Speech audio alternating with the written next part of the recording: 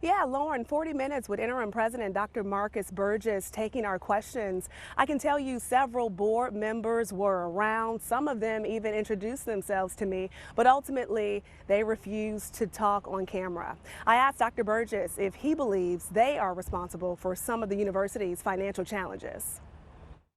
Somebody on that board is responsible, right?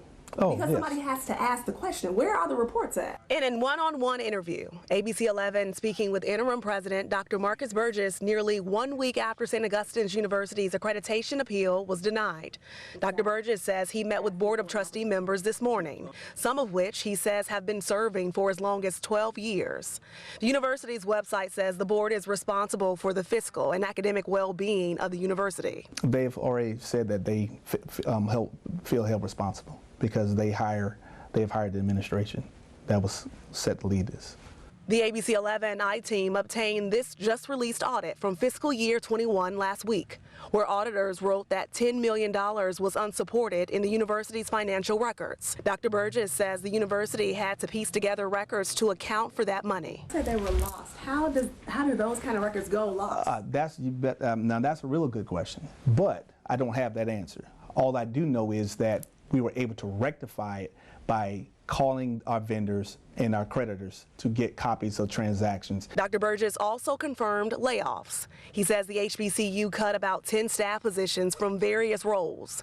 And as it relates to payroll, he says the university did not make the last payroll, which was February 23rd. The HBCU is now moving forward with arbitration. But Burgess says it's already looking at other accreditation agencies should the process not go in their favor. We have already done our orientation with tracks. We're feverishly working to ensure that we can get through the applicant stage and move towards the candidacy stage.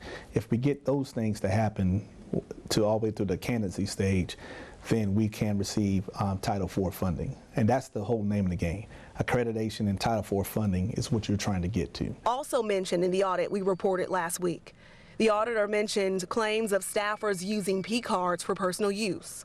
Here was his response to that. I was not here, but we have put policies in place to ensure that doesn't happen again. And Dr. Burgess says this Wednesday the university will submit a letter to SACS stating that it's moving forward with arbitration. He says he met with board members this morning and they are now participating in what's called board training. As for payroll, the next payroll is slated for this Friday. He was hesitant, but he says he's optimistic about the university making payroll and being able to pay staffers and faculty members here. We are live in Raleigh at St. Aug. Akila Davis, ABC 11 Eyewitness News.